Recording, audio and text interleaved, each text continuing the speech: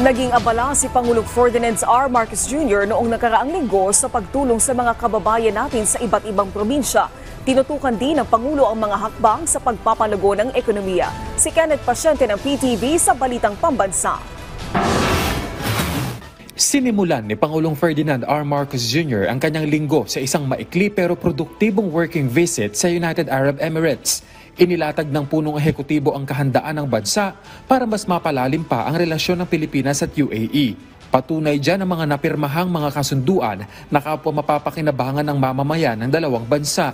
I look forward to the implementation of several bilateral agreements in culture, energy transition, legal cooperation, artificial intelligence, a digital economy, the improvement of government activities, visa waiver for holders of diplomatic, special, and official passports, and investment cooperation. Pagbalik ng Pilipinas, agad na pinangunahan ng Pangulo ang pulong kasamang economic managers.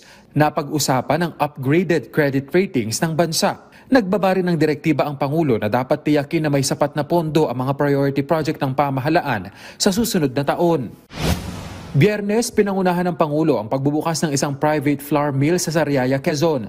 Ayon sa punong ehekutibo, makatutulong ito sa pagpapatatag ng food security ng bansa. Ayon naman sa kumpanya, sumasalamin ito sa kanilang pagiging kumpiyansa sa paglalagak ng pamumuhunan sa bansa. Pinangunahan din niya ang pamamahagi ng nasa mahigit 11,000 certificates of condonation and release of mortgage sa nasa 9,811 na agrarian reform beneficiaries sa Lucena City. Bumubura ito sa kabuuang 441.71 million pesos na halaga ng pagkakautang ng mga benepisyaryo.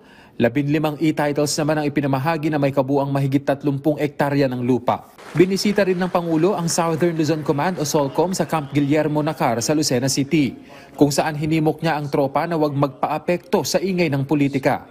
Bili ng Pangulo sa mga sundalo, manatiling nakatuon sa kanilang misyon na protektahan ang bansa at bawat pamayanan. Imbes na sayangin ang panahon sa pagpatol sa mga bagay na anyay, wala namang katuturan. Pinuri rin ng punong ehekutibo ang SOLCOM sa pagsawatan nito sa insurhensya sa kanilang nasasakupan. Nanguna rin ang Chief Executive sa turnover ceremony ng Korea Partnership for Innovation of Agriculture o COPIA Greenhouses Post-Harvest Facilities sa mga farmer beneficiaries sa Lucban, Quezon. Layo nito na mas matulungan pa ang mga magsasaka na mapataas ang kanilang income sa pamamagitan ng innovative production. Mula PTV Manila, Kenneth Pasyente, Balitang Pambansa.